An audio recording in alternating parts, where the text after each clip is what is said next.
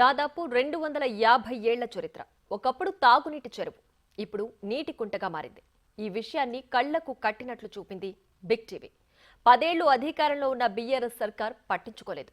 ప్రస్తుత ప్రభుత్వమైన దృష్టి సారించాలంటూ వరుస కథనాలు ప్రసారం చేశాం. ఆ చెరువు కథేంటో మరోసారి చూద్దాం.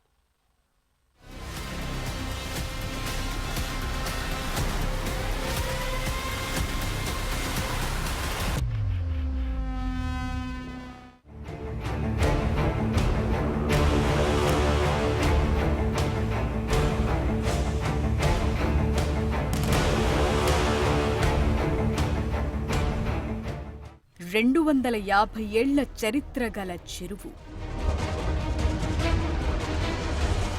రాజులకు, పేదలకు తాగునీరిచ్చిన సరస్సు.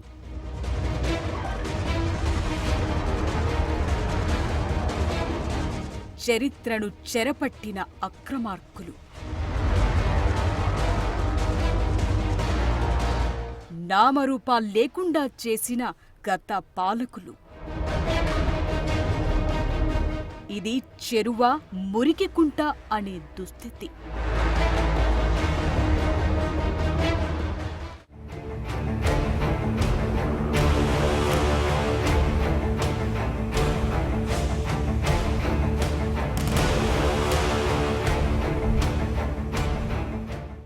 ఇది ఓ చెరువు కథ. చెరువు గురించి చెప్తూ మురికిగుంట చూపిస్తున్నారేంటి? అసలిక్కడ చెరువెక్కడుందని ఆశ్చర్యపోకండి. ఇప్పుడు మీకు కనిపిస్తోన్న ప్రదేశంలో ఒకప్పుడు చెరువుండేది. అవును, 100 ఏళ్ల పాటు ఎంతో మంది దాహార్తిని తీర్చింది. క్రమంగా కబ్జాకు గురై ఇదిగో ఇలా మురికికుంటగా మారింది. ఆ చెరువుకి ఓ చరిత్ర ఉంది. ఎంతో మంది రాజులు ఆ చెరువు నీటిని తాగడమే కాదు, ఎంత దూరమైనా తీసుకువెళ్లేవాళ్ళు. 250 ఏళ్ల చరిత్ర కలిగిన ఆ మంచినీటి చెరువు ఒకప్పుడు ఇక్కడ ఉండేదా అని మాట్లాడుకునేలా మాయమైపోయింది. అసలు చెరువు ఏమైపోయింది, ఎక్కడికి పోయింది అని తెలుసుకోవాలనుకుంటున్నారా? అయితే ఈ స్టోరీలోకి వెళ్లాల్సిందే. నిజాం అలీఖాన్, అసఫ్జా పాలనలు అప్పటి హైదరాబాద్ ప్రధాని నవాబ్ మూసా ఖాన్ రుక్న్ 1770లో ఈ సరోవరం నిర్మించారు. అయితే 100 ఏళ్ల పాటు స్వచ్ఛమైన చల్లని తాగునీటిని అందించిన రాజేంద్రనగర్లోని బొమ్రుకుడ్ దౌలా సరస్సు గత 10 సంవత్సరాల్లో శరవేగంగా ఆక్రమణకు గురయ్యింది. చెరువును మొత్తం చదును చేసి అడ్డగోలు నిర్మాణాలకు శ్రీకారం చుట్టారు. దీంతో తటాకం కాస్త కుంటగా మారింది. రాజేందర్ నగర్, కింగ్ కాలనీ, బూమ్రావుద్ రౌద్ సరస్సు వద్ద ఉన్నాం ప్రస్తుతం మనం. ఈ సరస్సు 250 ఏళ్ల చరిత్ర కలిగిన సరస్సు. గతంలో ఇటు ఏదైతే చెరువులు ఉంటాయో వీటన్నిటిని కూడా గొలుసు కట్టు చెరువులు అనేవాళ్ళు. ఒక చెరువుకి ఇంకొక చెరువుకి అనుసంధానం ఉండేది. ప్రస్తుతం మనం ఉన్నటువంటి ఈ చెరువు అంతా కూడా దాదాపు 5 ఎకరాల పైనే ఉంది. ప్రస్తుతము 1/2 ఎకరం మాత్రమే మిగిలి ఉంది. ఎందుకంటే ఈ చుట్టుపక్కల ఇంటి నిర్మాణాలన్నిటినీ కూడా చెరువుకి సంబంధించినటువంటి ప్రాంతాన్ని ఆక్యుపై చేసి నిర్మాణాలు చేపడుతున్నప్పటికీ గత ప్రభుత్వం నుంచి ఈ నిర్మాణాలన్నిటినీ కూడా కొనసాగిస్తున్నారు ఇక్కడ ఉన్నటువంటి స్థానికులు.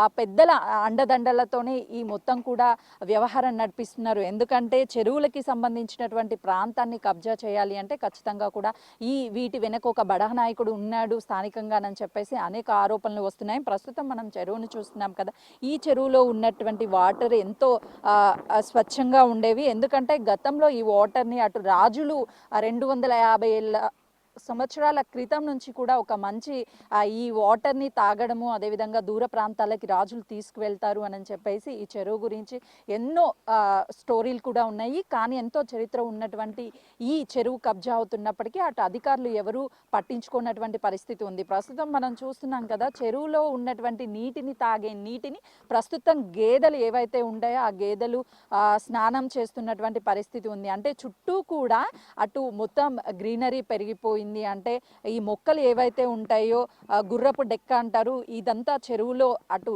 మొత్తం ఎక్కడికక్కడ మొలిచింది. అదేవిధంగా చుట్టూ అంతా కూడా ఈ ప్రాంతం ఆక్యుపై అవడంతో పాటు ఇక్కడ నిర్మాణాలు కూడా ఎంతో యథేచ్ఛగా, అంటే ఎవరు మమ్మల్ని అడ్డుకుంటారు, ఏ అధికారి వస్తారు అన్న ధీమా వ్యక్తం చేస్తున్నటువంటి విధంగా ఈ చుట్టుపక్కల నిర్మాణాలు అయితే మాత్రం చేస్తున్నారు. అప్పటికి ఈ చెరువుని కాపాడేందుకు చుట్టుపక్కల ప్రహరీ గోడ ఏదైతే నిర్మించారో ఆ ప్రహరీ గోడని సైతం కూడా మొత్తాన్ని తీసేసి వాళ్ళు ఇంటి నిర్మాణాలు యథేచ్ఛగా నిర్వహిస్తున్నటువంటి పరిస్థితి ఉంది. ఎందుకంటే గతంలో అటు మిషన్ భగీరథ, మిషన్ కాకతీయ అంటూ మిషన్ కాకతీయ తీసుకొచ్చి చెరువులకి సంబంధించి మొత్తాన్ని కూడా మళ్ళీ యథావిధిగా పాత రోజుల్లో ఏ విధంగా చెరువులు ఉన్నాయో చెరువులని సంరక్షించాలి అని చెప్పి కొన్ని వేల కోట్ల బడ్జెట్ని గత బీఆర్ఎస్ ప్రభుత్వం పెట్టినప్పటికీ ఎక్కడా కూడా చెరువులు అనేవి నీట్గా ఉండకపోగా అన్ని కబ్జాలైనటువంటి పరిస్థితి ఉంది. మనం చూస్తున్నాము ఆ గోడలు ఏదైతే ప్రహరీ పెట్టారో ఆ ప్రహరీ దగ్గర చిన్న చిన్న ఇంటి నిర్మాణాలు చేస్తుంటే దగ్గరగా ఉన్నటువంటి అటు జీహెచ్ఎంసీ అక్కడ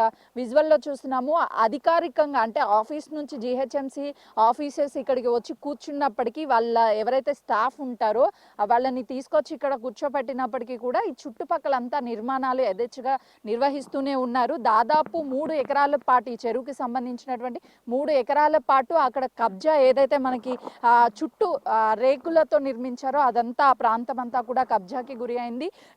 ఈ చెరువుకి సంబంధించినటువంటి ప్రాంతాన్ని 3 ఎకరాలని కబ్జా చేసిన అధికారులు కూడా, ఎందుకంటే వెంచర్ చేయాలంటే ఖచ్చితంగా అటు హెచ్ఎండిఏ కావచ్చు, అదేవిధంగా జీహెచ్ఎంసీ కావచ్చు, లేదంటే స్థానికంగా కార్పొరేషన్ అయితే కార్పొరేషన్, మున్సిపాలిటీలు అయితే మున్సిపాలిటీలు పర్మిషన్స్ ఇవ్వాలి. కానీ ఎక్కడా కూడా ఇలాంటి పర్మిషన్స్ లేకుండా యథేచ్ఛగా ఇలాంటి నిర్మాణాలు చేస్తున్నారు. అధికారులు ఏం చేస్తున్నారు? ఇప్పటికే అటు కాంగ్రెస్ ప్రభుత్వము చెరువులు కావచ్చు, అదేవిధంగా వీటన్నిటిని సంరక్షించాలి, ఎన్ని చెరువులు ఉన్నాయి, ఎంతెంత కబ్జా అయింది, ఇప్పుడు ప్రస్తుతం ఎన్ని ఎకరాలు చెరువు ఉంది అనే దాని మీద పూర్తి స్థాయిలో కూడా వర్క్ చేస్తున్నటువంటి పరిస్థితి ఉంది. కాబట్టి ఇప్పటికైనా సరే ఈ ఏదైతే చెరువు కబ్జా అవుతుందో ఈ కబ్జాని తీసుకువెళ్ళాలి, ప్రజల దృష్టికి తీసుకువెళ్ళాలి, అధికారులకి తీసుకువెళ్ళాలి అని చెప్పేసి బిగ్ టీవీ చేస్తున్నటువంటి చిన్న ప్రయత్నం. ఎందుకంటే ఎంతో ప్రాముఖ్యత ఉన్నటువంటి ఈ చెరువు, ఎందుకంటే తరతరాలు చెప్పుకోవాల్సినటువంటి ఈ చెరువు గురించి ఇప్పుడు ఒకప్పుడు ఇక్కడ చెరువు ఉందా, ఇది మంచినీటి చెరువా, రాజులు తాగేవాళ్ళ అనే ఒక క్వశ్చన్ మార్క్గా ఈ చెరువు గురించి చెప్పాల్సి వస్తుంది. చుట్టుపక్కల ఉన్నటువంటి కాలనీ వాసులు కూడా ఈ చెరువు ఫ్లోటింగ్ వర్షం వచ్చినప్పుడు చెరువుకి సంబంధించినటువంటి నీరంతా కూడా ఎఫ్టీఎల్ కావచ్చు బఫర్ జోన్లో కొంతమేరకు స్టోరేజ్ ఉండాలి. కానీ ఆ నీరు నిల్వ ఉండకుండా మొత్తం కబ్జా చేయడం వల్ల పక్కనే ఉన్నటువంటి కాలనీస్లోకి వాటర్ ఫ్లోటింగ్ వెళ్ళి వాళ్ళు కూడా చాలా ఇబ్బంది పడుతున్నామని చెప్తున్నటువంటి పరిస్థితి ఉంది.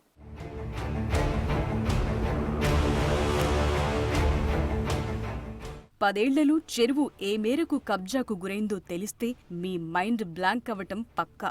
అవును, 2012లో చెరువు పరిస్థితి ఎలా ఉంది, ఇప్పుడెలా ఉందో క్లారిటీతో మీరే చూడండి. 2012లో చెరువు చుట్టూ పచ్చని పంటలతో ఉండేది. ఇకిది 2013 శాటిలైట్ ఫోటో. పొలాల మధ్య పచ్చగా చెరువు సాగుతోంది. ఇక 2014 ఫోటో చూడండి, చిన్నగా మార్పు మొదలైంది. ఇది 2015 ఫోటో. కబ్జాకు బేజం పడింది ఇప్పుడే. నెమ్మదిగా ఎండిపోతూ చెరువు ఆనవాళ్లను కోల్పోయింది. ఓసారి మీరే గమనించండి.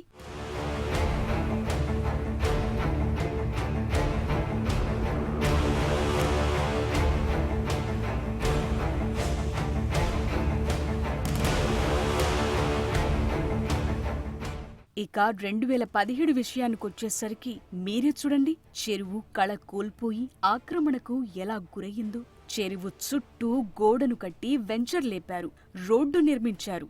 2018కొచ్చేసరికి చెరువు క్రమంగా దాని రూపాన్ని కోల్పోయి చెరువు చుట్టూ ఇళ్లొచ్చేశాయి. 2019కి ముందున్న ప్రహరీ గోడను ఇంకా చెరువులోకి తీసుకొచ్చారు. చెరువు సామర్థ్యాన్ని తగ్గించి వెంచర్లలో రోడ్లు వేశారు.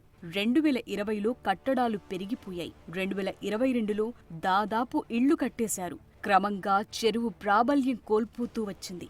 2023 వచ్చేసరికి ఇది పరిస్థితి. చెరువు తగ్గి చుట్టూ ఇళ్లు పుట్టుకొచ్చాయి. ఇది 2024. అవును, ఇప్పుడు ఓవరాల్ గా చెరువు మరోపక్క ప్రహరీ గోడ కట్టి మరో ల్యాండ్ రెడీ చేశారు. చూశారుగా, గత 10 సంవత్సరాలుగా చెరువు ఏ మేరకు కబ్జా అయి కుంటలా మారిందో.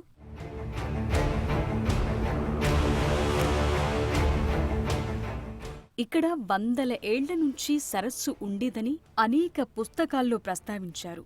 ముస్లిం పాలకుల ఆధీనంలో ఉన్నప్పుడు మహమూద్ ప్రవక్త మనవడు అయిన ఇమాం హుస్సేన్కు రిజర్వాయర్ను అంకితం చేశాడు. ఈ ట్యాంకును మూసాబాం లేదా హుస్సేనీ నహర్ అని కూడా పిలుస్తారు. అయితే నాటి నిజాం రాజులు దీన్ని ఎంతో అపురూపంగా చూసుకున్నారు. హైదరాబాద్ నుంచి ఢిల్లీకి వెళ్లే సమయంలో ఇక్కడ్నుంచి నీటిని తీసుకుని వెళ్లేవారు. ఈ చెరువు మీద ప్రేమతో నాడు సరస్సు క్రింద నుండి రాతి కట్టడం లాంటి ఆనకట్ట కట్టారు రాజులు. చెరువు అవతలి వైపుకు నీటిని తీసుకువెళ్లే కట్టపై రాగిపూతతో సొరంగం కూడా నిర్మించారు.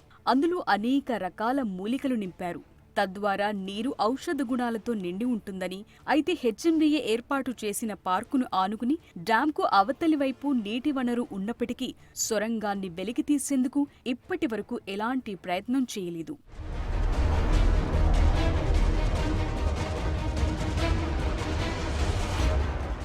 నిజాం కాలంలో రిజర్వాయర్ కఠినమైన నిఘాలో ఉండేది. కేవలం స్వచ్ఛమైన తాగునీటి కోసమే దీన్ని నిర్మించారు.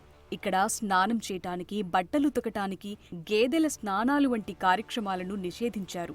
అంటే ఈ చెరువును నాడు రాజులు ఎంత అపురూపంగా చూసుకున్నారో మీరే ఆలోచించండి.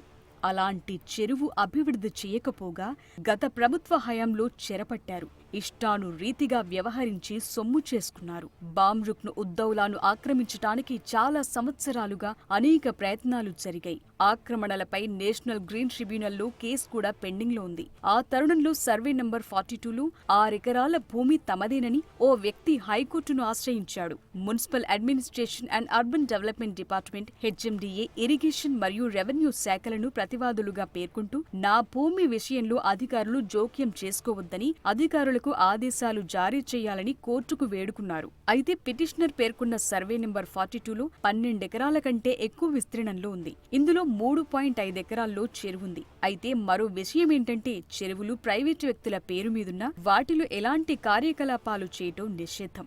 అయితే మార్చి 2023లో పిటిషనర్ల స్వాధీనంలో ఏ విధంగానూ జోక్యం చేసుకోవద్దని ప్రతివాదులను ఆదేశిస్తూ ఉత్తర్వులు జారీ చేసింది. ఏదైనా ఉత్తర్వు జారీ కావాలంటే ముందుగా నోటీసులు జారీ చేయాలని, వాటాదారులందరి వాదనలు విన్న తరువాత మాత్రమే ఉత్తర్వులు జారీ చేయొచ్చని ఉత్తర్వులో పేర్కొంది.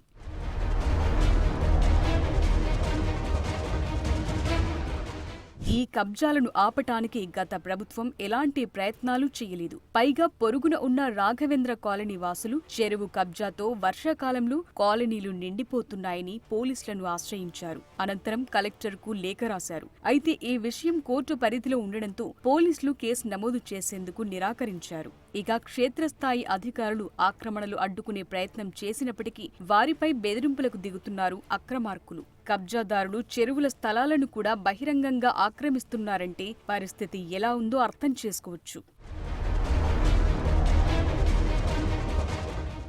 మరోవైపు సర్వే నంబర్ 42లో ఆక్రమణకు గురైన 12 ఎకరాల భూమి తనదని చెప్తున్న వ్యక్తి దగ్గర ఎలాంటి ఆధారాలు లేవని స్థానికులు చెప్తున్నారు. ఎవరైనా అడగటానికొస్తే చంపేస్తానని బెదిరిస్తున్నారని, దీంతో ఏం చెయ్యలేని దీన స్థితిలో ఉన్నామని ఆవేదన వ్యక్తం చేస్తున్నారు స్థానికులు. 100 ఏళ్ల ఈ చెరువు ఏ మేరకు కబ్జాకు గురైందో చూశారుగా. చెరువులు కబ్జాకు గురవుతున్నాయని గత కొన్ని దశాబ్దాలుగా పర్యావరణవేత్తలు, నగర జనం చెప్తున్నదే. అయినా దశాబ్దాల నిర్లక్ష్యంతో హైదరాబాద్ సహా శివార్లలోని చెరువులు ఒక్కొక్కటిగా మాయమవుతూ వస్తున్నాయి. సిటీ విస్తరిస్తుండటంతో కబ్జాదారులు చెరువు భూములపై కన్నేసి నిర్మాణాలు చేపట్టి జనానికి అంటగట్టి చేతులు దులుపుకుంటున్నారు. ఫైనల్ గా చరిత్ర కలిగిన చెరువులు నామరూపాలు లేకుండా అక్రమార్కుల దాహానికి ఆవిరైపోయాయి. గత ప్రభుత్వ హయాంలో మిషన్ కాకతీయ అన్నారు, నీళ్లతో చెరువులను నింపుతామన్నారు, కబ్జారాయిల కొరల నుంచి చెరువులను కాపాడుతామన్నారు. ఎవరు ఒత్తిళ్లకి తల ఉంచారో తెలియదు. 250 ఏళ్ల చరిత్ర కలిగినటువంటి చెరువు కబ్జా అవుతుంటే కళ్ళు మూసుకున్నారు. ఇప్పటికైనా రేవంత్ రెడ్డి సర్కార్ 250 ఏళ్ల చరిత్ర కలిగినటువంటి రాజేందర్ నగర్ చెరువుని కాపాడవలసిన బాధ్యత ఎంతైనా ఉంది. కెమెరామెన్ జనార్దన్తో సుజాత, రాజేందర్ నగర్.